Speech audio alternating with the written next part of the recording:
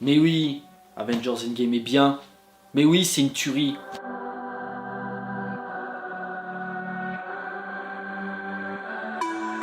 Bonjour à tous, enfin il va être question de Avengers Endgame, toujours réalisé par les frères Russo.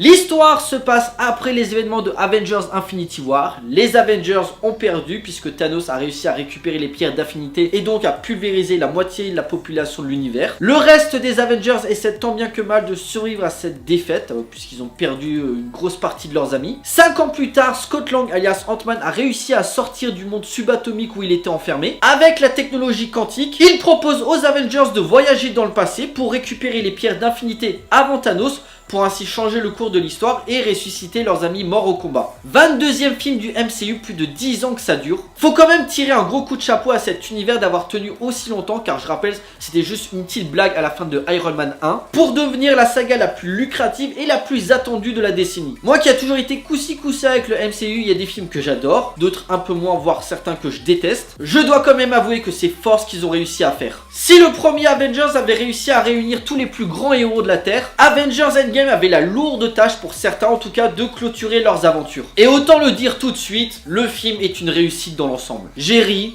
j'ai pleuré, j'ai été ému, je me suis éclaté. Mais en tant que fan de super-héros et de cinéma que je suis, le film a malgré tout de nombreux défauts qui, pour un film aussi ambitieux, n'ont pas lieu d'être. Et ça se ressent qu'ils s'en foutaient des défauts parce qu'ils ont réussi à faire ce qu'ils voulaient, c'est-à-dire le plus grand popcorn movie puissance 1000 de tous les temps. C'est clair, c'est assumé à 100%. Mais surtout, le film est un gros fan service à tous les fans du MCU. Donc si de base vous n'êtes pas familier à cet univers, vous allez pas aimer parce que vous allez être complètement paumé, parce qu'il faut avoir vu tous les films précédents. Car le premier mot qui me vient à l'esprit, c'est nostalgie. Car comme j'ai dit, les Avengers reviennent dans le passé pour récupérer les pierres d'infinité. Du coup, cela permet de revisiter pour les fans les scènes emblématiques du MCU. J'aime aussi l'évolution des héros restants après les événements de Avengers Infinity War. On les sent vulnérables et abattus, surtout les personnages de Captain America et Black Widow, qui ne se sont pas remis de la disparition de leurs amis. Iron Man, c'est celui qui s'en sort le mieux parce qu'il a une fille avec Pepper et puis il vit au fin fond de la brousse, tranquille, pépère, il veut plus entendre parler de ce qui s'est passé. Et Thor est devenu une sorte d'ermite moderne, avec une barbe, en plus il est devenu gros, il boit de la bière, et en plus il joue à Fortnite. Alors par contre ça c'était vraiment une faute de goût. Et pour les autres, il s'occupe de faire des missions par-ci par-là. Mais il y a ce côté désespéré, défaite qui ressort et qui est vraiment réussi. On a un film qui joue beaucoup sur les émotions et c'est là son point fort ou son point faible selon le point de vue du spectateur. C'est qu'il est beaucoup plus intéressant quand il traite du ressenti des personnages que les scènes d'action qui finalement sont pas très nombreuses. D'ailleurs je crois que j'en vois qu'une seule, c'est le combat final. En particulier sur les morts, il y en a 3 qui viennent à l'esprit. Bon, de toute façon, c'est marqué dans la vidéo, mais je vais spoiler comme un bâtard. Donc si vous n'avez pas vu le film,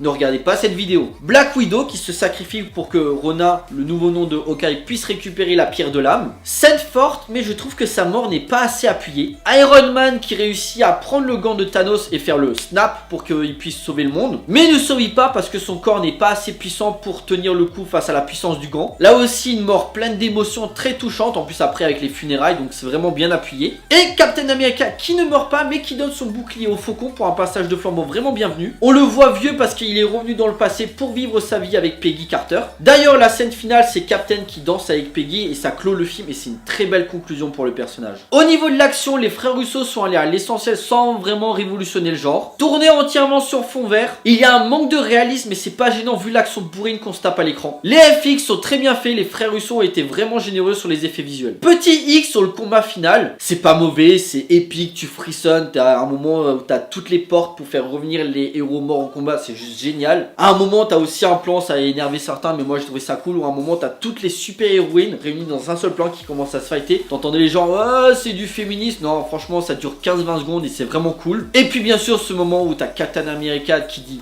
Avengers, rassemblement. Et là t'as juste le fan ce qu'il attendait, tu vois. C'était juste génial, j'étais à fond dedans. Je dois dire que j'étais pas impressionné. Pourquoi ? Parce qu'une grosse bataille comme ça, on a eu ça dans Avengers 1 avec les Chitauri, Avengers 2 contre l'armée d'Ultron, Avengers Infinity War contre l'armée de Thanos. On a déjà vu ça. Mais tu investis car il y a de l'enjeu. À la différence des autres films où tu avais l'impression que pour les super-héros il pouvait rien leur arriver, là si tu meurs, tu reviens pas. Une phase importante du MCU va arriver à son terme, donc forcément tu es investi émotionnellement. Le fait qu'il n'y ait pas de retour en arrière était la meilleure option possible pour l'univers étendu, qui a vraiment besoin de tracer une nouvelle ligne directrice dans cette suite de films assez répétitive dans sa forme. La durée de 3 heures est justifiée parce que tu as du voyage dans le temps, du background de personnages à développer et finalement ça passe très bien. Tu t'ennuies pas, faut vraiment être de mauvaise foi ou ne pas aimer le genre pour dire que tu te fais chier. Aussi pour montrer qu'une page se tourne, il n'y a pas de scène post-générique, t'as juste un petit son à la fin qui rappelle un petit peu le premier Iron Man, mais voilà, ça vaut pas le coup d'attendre 12 minutes de générique juste pour ça quoi. Maintenant, il faut être honnête, même si j'ai adoré le film, Avengers Endgame n'est clairement pas le meilleur film du MCU. Car même si c'est une belle conclusion, il y a des défauts, certains qui passent et d'autres qui sont vraiment gros, tu peux pas fermer les yeux sur certaines choses. Déjà, je l'avais déjà dit, mais Avengers Endgame est un putain de fin de film, blindé de références, donc si t'es pas attaché à cet univers, ça sert à rien d'aller le voir, tu vas être complètement perdu. Après, de toute façon, le MCU a une grosse fanbase, donc de toute façon, c'est pas très dérangeant pour Disney. En tant que popcorn movie, le film ne veut pas que le spectateur réfléchisse trop et il doit en prendre plein la gueule. Du coup, en termes de divertissement, c'est le summum, mais cinématographiquement parlant, c'est un peu le b.a.-ba de la mise en scène. Et vu l'ampleur du projet, c'est un peu décevant. Je demande pas à ce que le film soit du Kubrick, mais j'aurais voulu des plans un peu plus réfléchis ou un montage un peu plus travaillé quand même. Au niveau des personnages un peu foirés, il y en a 3 qui me viennent à l'esprit. Hulk, va vraiment falloir faire quelque chose avec son personnage parce que à chaque film, t'as un Hulk différent. Dans l'incroyable Hulk, déjà c'était Edward Norton. Dans le premier Avengers, c'était Mark Ruffalo, donc du coup t'avais un changement d'acteur et t'avais un personnage un peu plus mastoc. Dans Avengers l'ère d'Ultron, t'avais une grosse bête mais qui commençait à ressentir des émotions. Dans Thor Ragnarok, maintenant tu le vois en train de parler carrément. Dans Avengers Infinity War, il se prend une branlée contre Thanos en début de film et puis il commence à se battre avec Bruce Banner. Non, je veux pas me transformer, ok d'accord. Et là maintenant, Bruce Banner il a réussi à trouver un sérum pour lier les pouvoirs de Hulk et garder son intelligence. Et faire du dab avec les enfants. Et en plus, il se bat pas. J'avais pensé, comme il s'était pris une branlée dans Avengers Infinity War au début, je m'étais dit, hey Thanos, match retour ma gueule, je t'attends bâtard. Que dalle, y a pas de revanche, rien du tout. Black Panther, parce qu'il avait eu un film il y a pas longtemps et qui était très bien, j'avais pensé qu'il soit un peu plus mis en valeur quand même lors du combat final et c'est pas trop le cas. T'as aussi une scène où à un moment t'as plusieurs super-héros qui essaient de se passer le gant pour pas que Thanos puisse l'avoir. Il est un petit peu mis en valeur pendant 15-20 secondes où il se tape contre des extraterrestres mais ça va pas plus loin. Et grosse déception, Captain Marvel. Je vais pas revenir sur le film qui est sorti il y a 2 mois, j'ai déjà fait une vidéo dessus, mais le personnage n'est pas très intéressant, il est arrogant, tu t'attaches pas à elle, je comprends pas les gens qui ont adoré le film et qui se disent « Ah non, non, Captain Marvel, elle est trop bien, elle est super attachante. » Et on nous a teasé « Ouais, c'est elle qui va poutrer Thanos. » Et ben nada ma gueule, elle sert à rien. Tu la vois au début où ils réussissent à retrouver Thanos et finalement ben, ils le butent tous ensemble parce qu'en fait il a détruit les pierres d'infinité, c'est pour ça qu'ils ont réussi à le localiser. Donc du coup il sert à rien, il se fait couper la tête par Thor, donc c'est pas elle qui le fait. Tu la vois plus pendant 2 heures et tu la revois à la fin lors du combat final où elle détruit le vaisseau.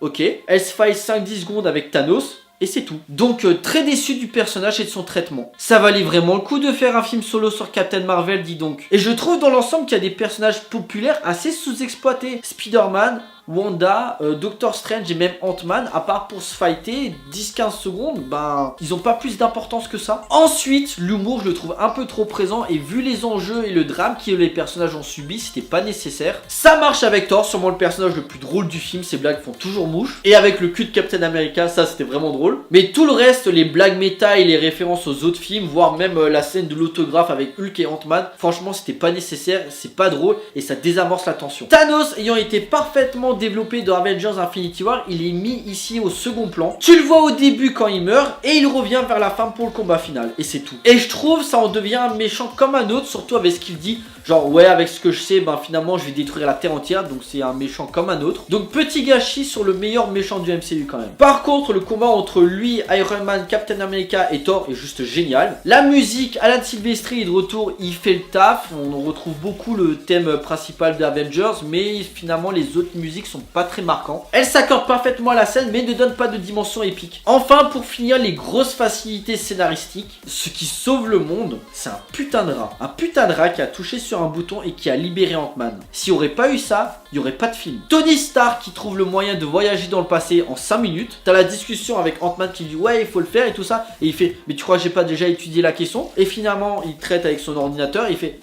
on peut le faire. Et là tu dis mais mec t'avais 5 ans pour le faire, t'avais pas besoin que Ant-Man te le dise pour que ça réussisse. Et pour finir, ben le plan, donc pour voyager dans le passé et récupérer les pierres, se passe trop bien. Thanos étant absent une grosse partie du film, ben il récupère les pierres sans trop de difficultés. Même quand il se foire pour le Tesseract, ben il dit bon ben on va en 1970 et on y arrivera quand même. Donc finalement t'as pas de tension, à part pour la scène où t'as Black Widow qui se sacrifie. Mais sinon tu dis c'est trop facile. Donc voilà pour les défauts, mais comme j'ai dit, Avengers Endgame c'était un kiff. Il faut l'avoir vu parce que c'est quand même quelque chose d'important qui vient d'arriver dans le cinéma. Moi qui suis ça depuis 10 ans et qui est fan de comics, ça a été quelque chose d'émouvant. On a eu de l'action, des rires, des larmes qui t'emportent du début à la fin. Bien sûr le caméo de Stan Lee, pour pas oublier. Le dernier qu'il a fait avant sa mort je pense. Reste que voilà, en sortant de la salle, même si j'ai adoré, c'est pas le meilleur film du MCU. Ça a été un gros plaisir, je pense que j'irai le revoir, mais il y a quand même des défauts qui font que c'est pas le meilleur. Après de toute façon mon avis importe peu, que j'aurais dit du bien ou du mal, de toute façon vous allez tous le regarder. Voilà donc en conclusion, Avengers Endgame, allez le voir, c'est un grand oui. De toute façon que j'aurais dit que c'est un bon film ou une grosse bouse, de toute façon vous serez quand même allé au cinéma pour le voir, donc ça aurait rien changé. Maintenant que la critique est finie, on va voir vers l'avenir puisque le MCU n'est pas fini. Une phase 4 va arriver. Au niveau des films sont déjà annoncés, donc on a Spider-Man Far From Home qui va sortir dans 3-4 mois déjà. Pour l'année prochaine, on a un film sur Black Widow. Comme le personnage est mort, je pense que ça sera une origin story qui peut être intéressante, mais personnellement ça m'en touche une sans me faire toucher l'autre. Ensuite, Black Panther 2, Doctor Strange 2, Les Gardiens de la Galaxie 3 et des nouveaux personnages puisque nous aurons un film sur les Éternels et Shang-Chi. Et sûrement un Captain Marvel 2 et un prochain Avengers. Sans oublier, et je sais pas comment ils vont faire ça, puisque je pense que vous êtes au courant que Disney a racheté la Fox, et que ça a été annoncé que les X-Men vont débarquer dans le MCU. Et personnellement, je trouve que ça serait pas une bonne chose. Je pense que les X-Men devraient rester des films solo. Parce qu'il n'y a jamais eu de mention des mutants dans les films précédents. Comment tu veux incorporer les X-Men d'un coup comme ça? Ça va être un bordel. Et puis tu te dis aussi, s'il y a eu les X-Men, pourquoi ils ont pas aidé les Avengers contre Thanos? Je veux bien, ok, ils règlent les problèmes des mutants, mais s'ils doivent sauver la planète, à un moment il faut qu'ils les aident aussi. Ah non, Thanos c'est un extraterrestre, c'est pas un mutant, ça ne regarde pas. Ensuite, au niveau des séries, alors il y a beaucoup qui le savent, mais c'est quand même bien de le rappeler. Disney va créer une plateforme pour concurrencer Netflix, avec un catalogue qui va proposer tous les films Disney, les séries Disney et toutes les conneries qu'on bouffe déjà à la télé, les films et séries Star Wars, et donc tous les films Marvel et les séries qui sont en train de développer. On va avoir une série sur Loki, sur Scarlet Witch et Vision, je sais pas du tout comment ils vont faire ça, sur le Faucon et le Soldat de l'Hiver, et sur Hawkeye. Maintenant, est-ce que ça va être des séries solo, ou comme Agent of Shield, il va falloir que tu regardes les films pour comprendre certains enjeux, ou est-ce que ça sera comme un petit peu les séries Netflix qui étaient Daredevil, Punisher, que tu peux regarder sans avoir vu les films à côté. D'ailleurs, les séries Netflix comme Disney les a récupérés, est-ce qu'ils vont reprendre Daredevil, Punisher, Jessica Jones et tout le truc? Est-ce qu'ils vont continuer ou c'est fini? On ne sait pas. Donc beaucoup de choses qui restent en suspens, et le truc c'est que ça m'amène quel avenir pour le MCU. Il y a des séries, des films qui vont sortir, mais est-ce qu'il y aura toujours cette hype pour le public? Parce que Avengers Endgame ça a été une grosse conclusion où le spectateur s'est attaché à certains personnages, Captain America, Iron Man et tout ça. Est-ce que les nouveaux personnages qu'on va commencer à suivre vont maintenir l'intérêt pour le public? Je suis pas sûr. Je dis pas que le MCU va mourir, que les films de super-héros ne vont plus marcher, il y aura toujours un public, mais il y aura plus cette hype comme avant, je pense. Et surtout, est-ce qu'on va que se taper des films solo? Parce que je rappelle, on s'est tapé quand même un gros truc avec Avengers Endgame où il y avait de l'enjeu, où tu avais tous les super-héros. Là, on va se taper quoi? Juste un super-héros qui va suivre une aventure, il va se battre contre un méchant et puis fin de l'histoire. Ça va vite tourner en rond. Et puis même pour les Avengers, même si tu as un méchant qui débarque, je rappelle qu'on a un personnage comme Captain Marvel qui peut poutrer en 5 secondes. Parce que trouver un méchant aussi puissant, mais surtout aussi charismatique que Thanos, ça court pas les rues chez Marvel. Donc pour Disney et Marvel, ça va être très difficile pour renouveler l'univers du MCU. Après, j'attends de voir. Marvel dispose de nouveaux personnages, de nouveaux univers qu'on peut créer, qu'on peut découvrir. C'est pas le problème. Mais je suis pas sûr que le public sera encore au rendez-vous. Voilà, cette vidéo est à présent terminée. J'espère que ça vous a plu. N'hésitez pas à liker, à partager auprès de vos amis si vous en avez. N'hésitez pas à me laisser des commentaires pour me dire ce que vous avez pensé du film. Pensez à me suivre sur Facebook, Twitter, Instagram, Tipeee ou encore Utip si vous voulez soutenir la chaîne. Ça ne vous coûte rien. Vous avez juste à regarder une petite pub. Et bien sûr, pensez à vous abonner. C'est super important pour moi. Pour nous, on se retrouve pour une prochaine vidéo. D'ici là, portez-vous bien. Allez au cinéma. Ciao!